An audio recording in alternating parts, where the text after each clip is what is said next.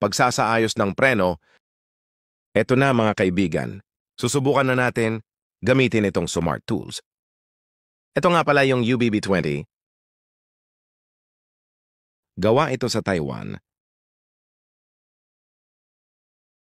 Compatible ito sa 2 piston caliper.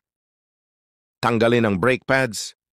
Saka ilagay ang universal bleed block, ganyang kadaling gamitin. Pinapanatiling ligtas ng Smart UBB20 ang iyong mga ceramic piston habang tinitiyak ang maayos at tumpak na pagsasayos ng preno.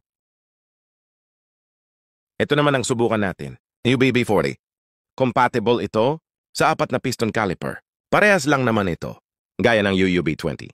Nakadisenyo lang naman sa 4 na caliper piston, itigil ang panganib ng pinsala sa mga ceramic lever gamit ang screwdriver.